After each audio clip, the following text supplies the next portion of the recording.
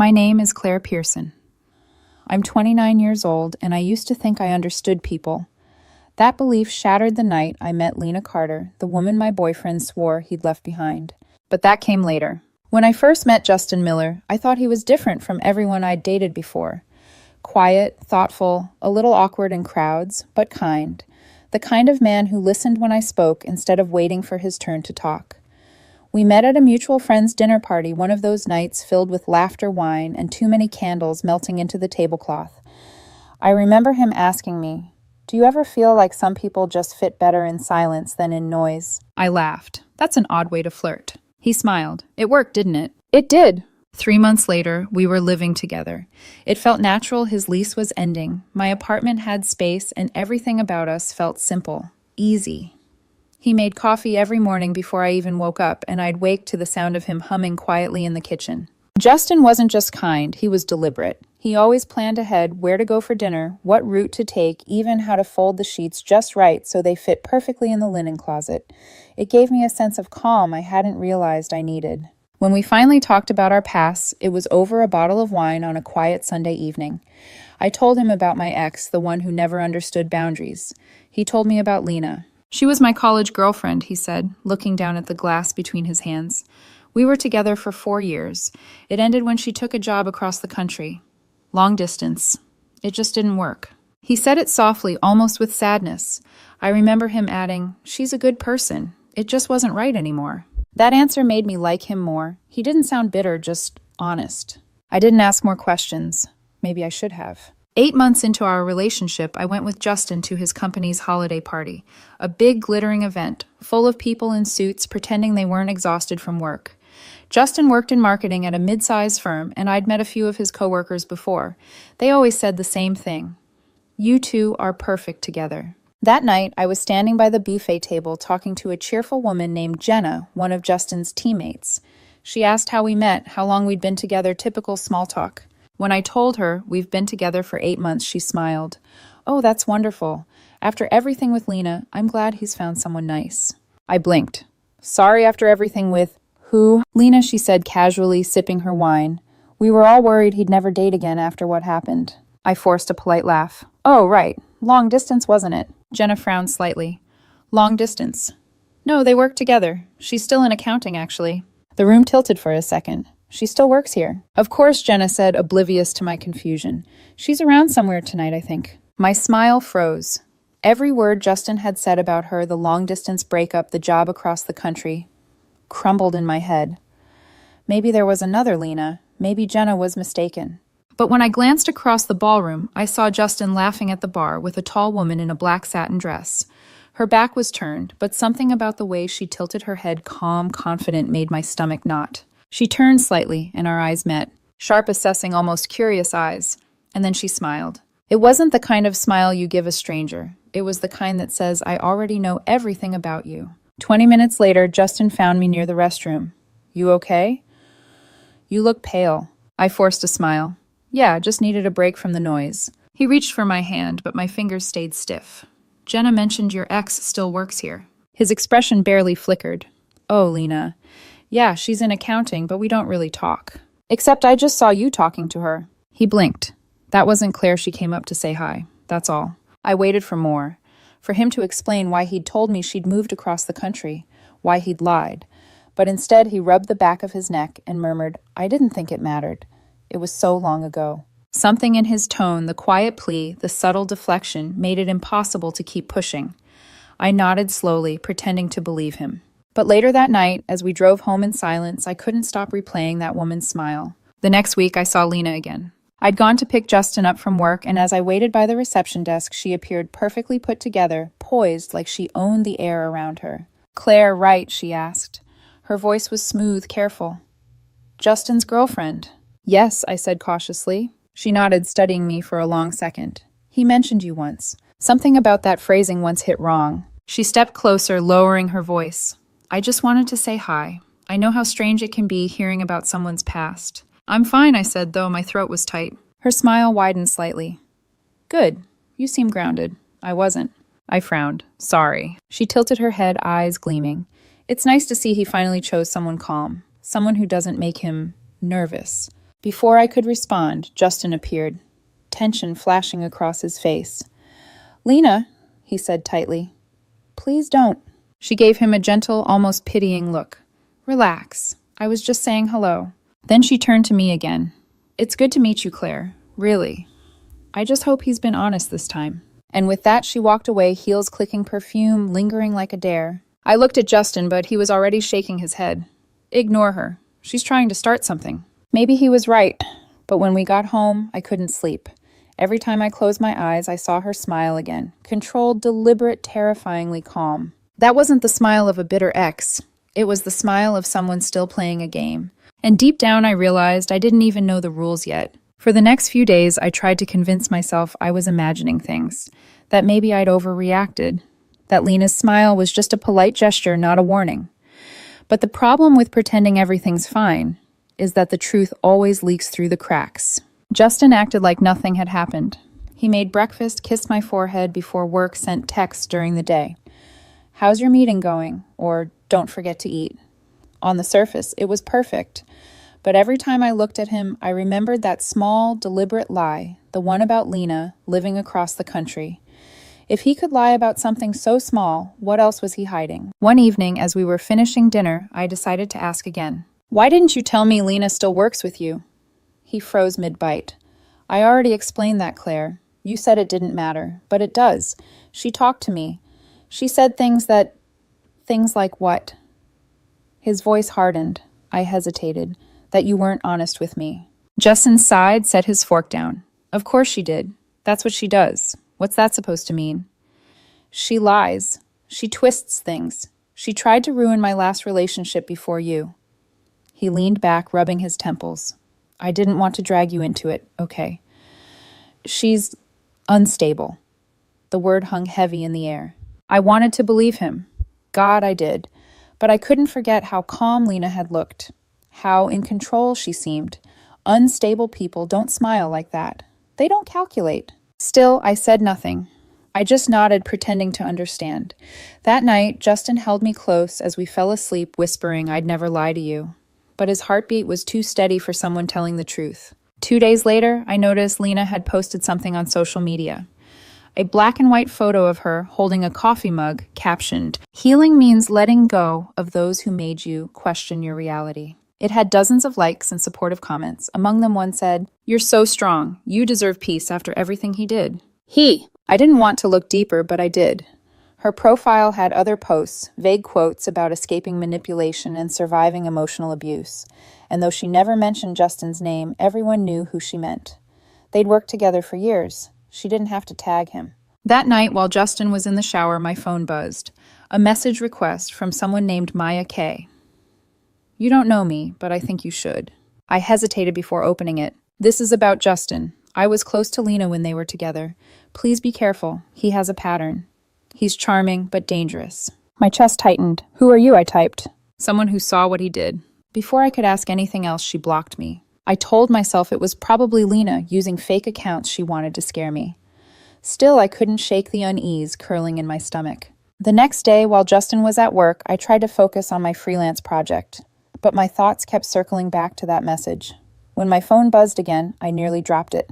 A text from an unknown number. "You deserve better. Ask him about Hannah." No context, no name, just that. I stared at the screen for a full minute before locking the phone.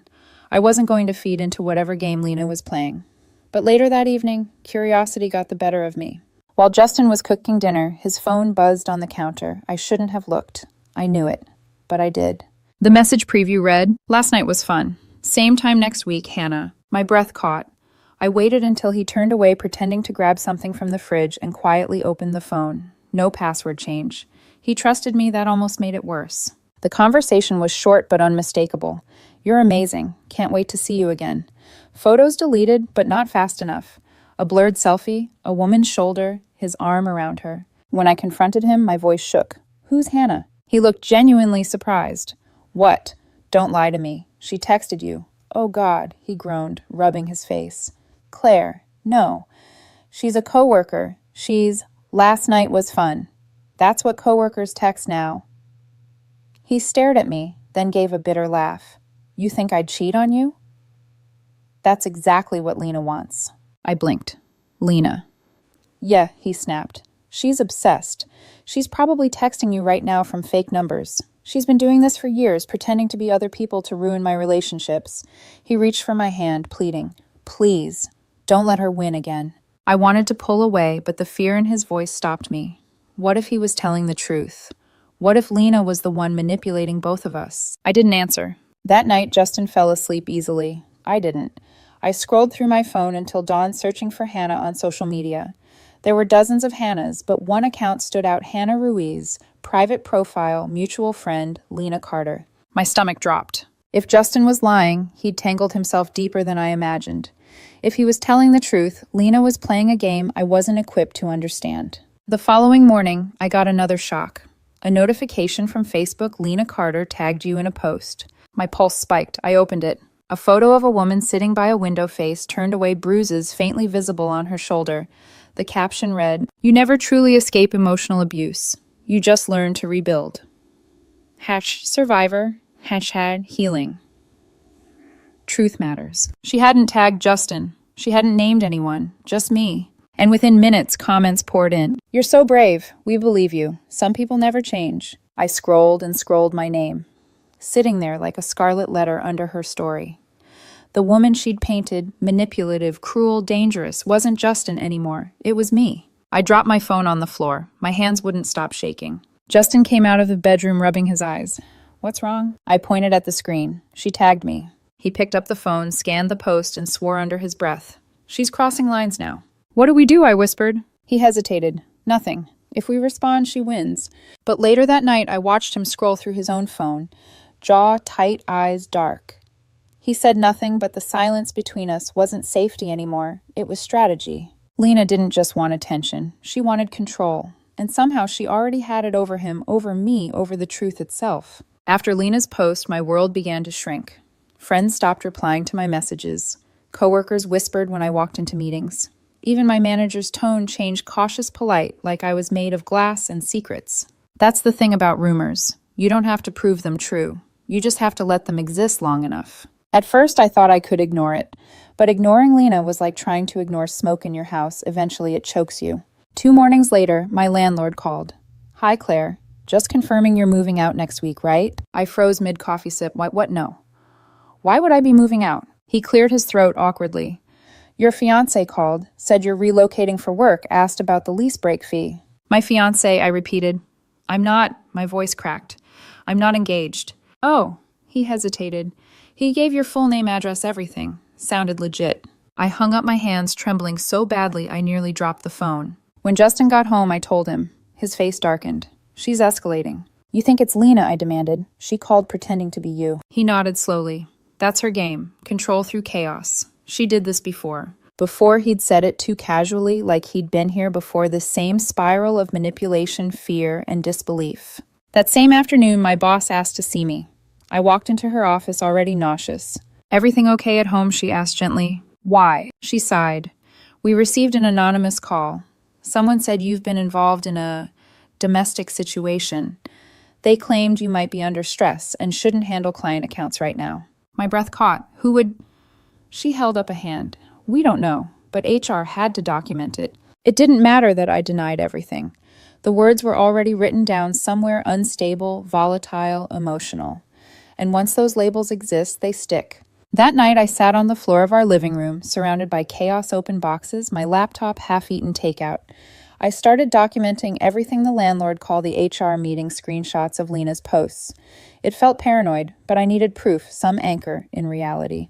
That's when I got the message. Instagram request from User Wellness Goddess 2024. I opened it. Really mature to ghost someone you claim to love. What kind of woman does that? Maybe he left you because you're controlling. No profile photo. Account created 2 days ago. I blocked it.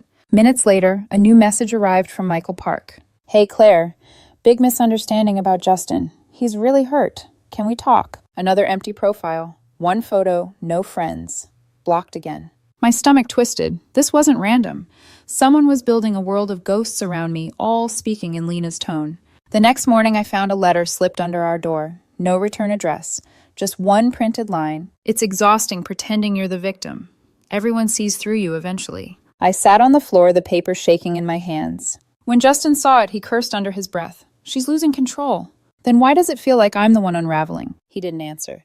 He just pulled me into his arms, whispering, "She can't touch you. I won't let her."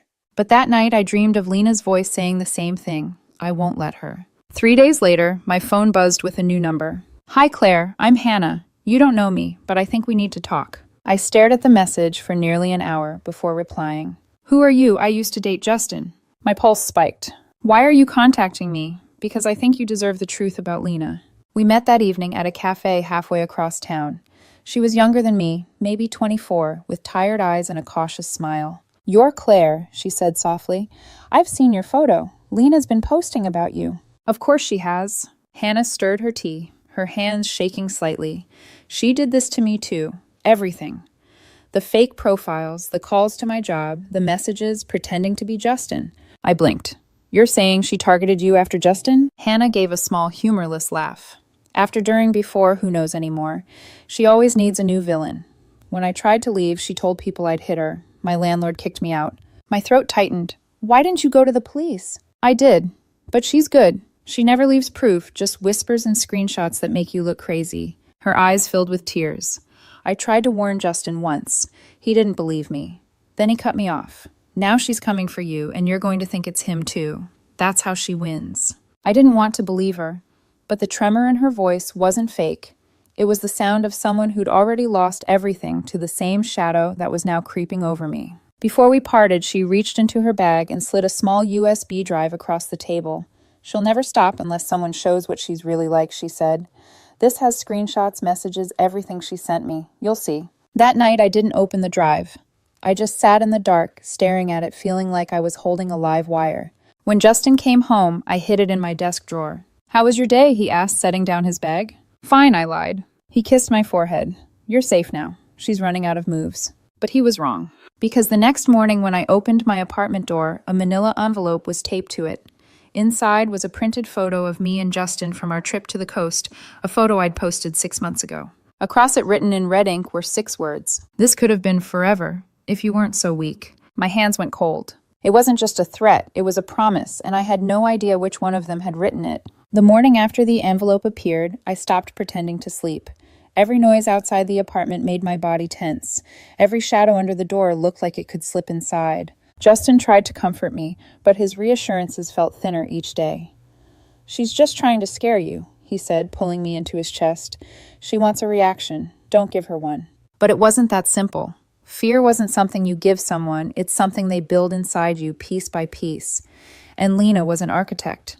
3 nights later, I woke to the sound of my phone buzzing nonstop. Dozens of messages, all from friends, colleagues, and even my mother. "Claire, are you okay? Please tell me this isn't true. Call me. Now." My heart pounded as I opened Instagram. My account had been hacked. The latest post was a long, emotional paragraph under a black square. It read like a suicide note. "The person I loved destroyed me. I can't live like this anymore. I'm sorry to those I hurt. Goodbye." My name, my handle, my face tagged. Dozens of comments already, coworkers, classmates, old friends, all panicking, praying for me. I didn't even have to guess who did it. The post had all the hallmarks of Lena's performance, tragedy, sympathy, and just enough detail to make me look broken. By the time I got Instagram to lock my account, the damage was done. Justin's phone was ringing nonstop. My boss called. My mother was sobbing. And then came the knock. 2 police officers stood at my door at 7 in the morning. "Miss Pearson," one asked gently. "We received a wellness call." I stared at them, stunned. A wellness. "Someone reported a concerning post from your account. May we come in?" I let them in. I showed them the hacked post, the fake profiles, the letters. One officer nodded, expression grim. "Document everything," he said quietly. "You're not the first person she's done this to." His words landed like a punch. I wasn't the first, and unless I stopped her, I wouldn't be the last. That afternoon, my credit card was declined at the grocery store. I checked my account, $3,000 spent at a furniture store in another city. Shipping address, Lena Carter, Melissa Carter, her sister. I called the credit company explaining it was fraud. They said they'd investigate, but in the meantime, the charge froze my account. My phone buzzed again. A text from an unknown number. "Nice camera. Doesn't cover the back window, though." I felt my blood go cold. I turned to the security monitor, nothing but darkness outside. Still, when I checked the back window latch was open, I know I locked it. I called the same officer who had visited that morning. He came, looked around, found no prints, no sign of forced entry. "Change your locks," he said. "Stay somewhere else for a few days." So I did. I packed a small bag and booked a hotel under a different name. When I left, I could feel eyes on me from somewhere I couldn't see. That evening, my phone buzzed again. A number I didn't recognize. Against every instinct, I answered. "Hello." "Claire." The voice was male, soft, careful. "This is Adam. I think we need to talk about Lena." The name hit me like a whisper from the past. Hannah had mentioned him the ex before Justin. I agreed to meet him the next morning at a diner near the station. He looked older than his photos with tired eyes and a scar near his temple. He didn't bother with small talk. "She did the same thing to me," he said, sliding his phone across the table. "I've still got the messages." The screen showed hundreds of texts, some romantic, others threatening. "You can't just walk away. I'll make them see what you did. Don't pretend you're innocent." She hacked my email. Adam continued. "Sent fake messages to my boss. Told my friends I hit her. When I tried to defend myself, she filed for a restraining order." He looked at me with quiet sympathy. "Sound familiar?" I nodded. "Too familiar." "She loves the stage," he said. "But what she loves more is control. She makes sure every move you make looks like proof of her story." I swallowed hard. "Did she ever stop?" He hesitated. "For me, no. She just moved on. To Justin. I warned him. He didn't listen." I leaned back numb. "So what do I do?" "Document. Everything he said firmly. Screenshots, calls, even your phone logs. She'll escalate when she realizes you're not reacting. That's when she makes mistakes." He handed me a small flash drive. "Here, proof of her pattern. You'll need it soon." That night, I finally called my lawyer. By then, the hotel room felt like a cage. I told her everything. The fake posts, the credit card fraud, the hacked accounts, the texts. She listened quietly, then said, "We can start preparing for a restraining order." I exhaled in relief, finally. But then she added, "Brace yourself. She'll probably file one first. It's a tactic, makes you look like the aggressor." I didn't believe her, not until 2 days later when a courier knocked on my hotel door. "Are you Claire Pearson?" "Yes." He handed me a manila envelope. Inside were official court papers. Notice of petition for restraining order, filed by Lena Carter. The accusations were absurd stalking, harassment, intimidation. She'd even attached fake screenshots, conversations that never happened, emails I'd never sent. And at the bottom, a line that made me feel sick. Respondent commented, done on petitioner's public post in a threatening manner. A single word, my word. The one I'd left on her healing post days ago when I was too angry to stay silent. Now it was evidence. I stared at the papers until my eyes blurred. Lena had turned everything upside down, the truth, the roles, even my own story. She wasn't just haunting my life anymore, she was rewriting it. When my lawyer read the restraining order papers, she sighed a long, exhausted sound that made me realize she'd seen this kind of madness before. "She's not stupid," she said. "She's building a narrative, scared woman, abusive ex, coordinated harassment. If you panic or lash out, you'll hand her what she wants." I pressed my palms into my knees to stop them from shaking. "So what do? We do what she doesn't expect," she replied. "We stay calm. We collect everything." And so began the longest 2 weeks of my life. The hearing was set for the 18th. In that time, Lena turned the world into her stage again. She posted a photo with a faint bruise painted under her left eye, captioned, "Some scars you can't see, some you can. Finally ready to tell my truth." Within hours, hundreds of comments poured in. "Proud of you. You're so brave.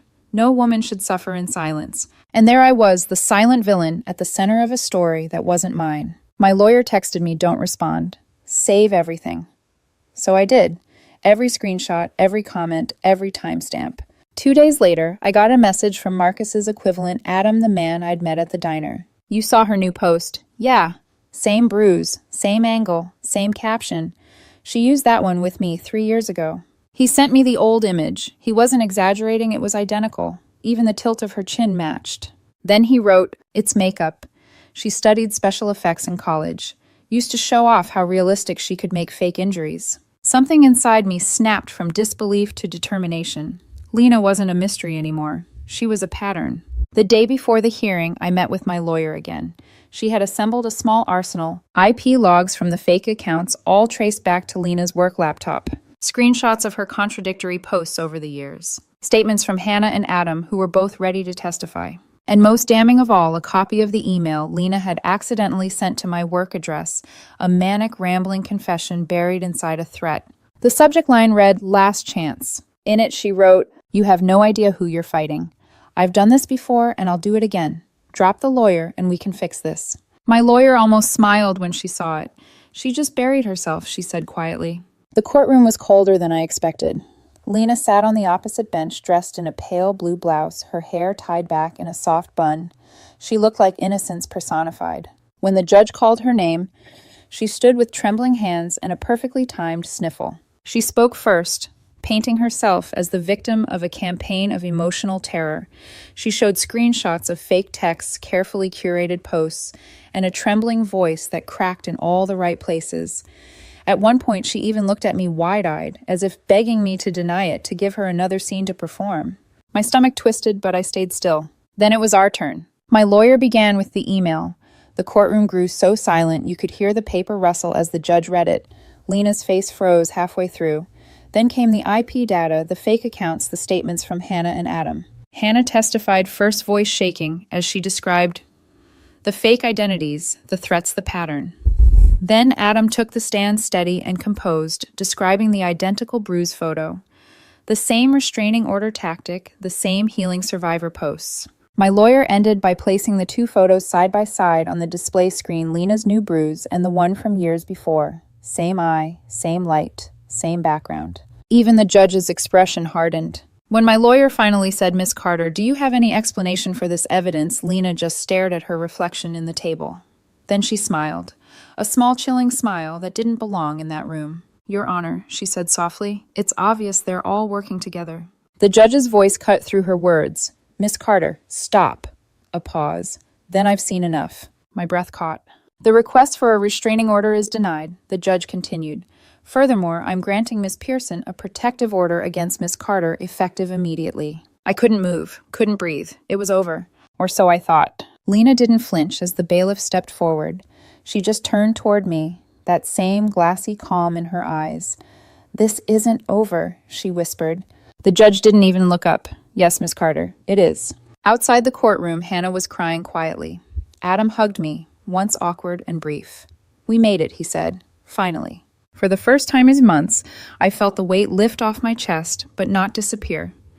Because as we stepped into the sunlight, my phone buzzed with a new email notification. From Rebecca H. Corporate Recruitment Subject Reference Check, Lena Carter. The message began politely. "Dear Claire, I'm contacting you as a listed reference for Miss Carter, who applied for a position at our firm." I read the rest in silence, my pulse climbing again. She hadn't vanished. She was starting over, and she'd used me to do it. I didn't reply. But I couldn't stop reading the last line over and over. "She spoke highly of you. It's been 6 months since that courtroom day, and I still wake up at 3 a.m., sometimes half expecting a knock at the door, half hearing my name whispered from somewhere it shouldn't be." Lena never came back. Not physically, anyway. But when someone's invaded every corner of your life, silence doesn't feel like peace. It feels like the space before an earthquake. For a while, I lived like a ghost in my own apartment. The protective order gave me safety but not freedom. I changed my locks, bought a new phone, closed all my old accounts, even moved to a new apartment across town, smaller, quieter, no back windows facing alleys. Justin and I didn't make it. Too many scars, too much guilt. He blamed himself for not seeing Lena's darkness sooner. I blamed him for letting her near me at all. We parted quietly like two people slipping out of a dream that had turned into a nightmare. One morning, I got a call from a woman named Rebecca, a recruiter from a firm in Denver. Her tone was polite but uneasy. "Miss Pearson, I hope you don't mind me reaching out. This is about a former associate of yours, Lena Carter. She listed you as a reference." For a second, I forgot how to breathe. Rebecca went on. "She claimed you were her supervisor at a marketing consultancy. She provided an email and phone number for you, but the address bounced back. I Googled you both, and..." She paused. "I found some very conflicting information." I wanted to laugh and cry at once. Conflicting is a polite way to put it. "I thought so," she said softly. "I just wanted to confirm before we proceed." I told her everything. Not the dramatized version, not the viral one, the truth, the manipulation, the faked bruises, the hacked accounts, the courtroom. Rebecca took notes in silence, her professionalism never slipping, though her eyes showed pity. When I finished, she nodded. That explains a lot, she said. It's like she wanted us to find the mess, like she wanted to be chased out just so she could cry victim again. Will you still hire her? I asked. Rebecca shook her head. No, we'll be flagging her application. Then she hesitated. But you should know.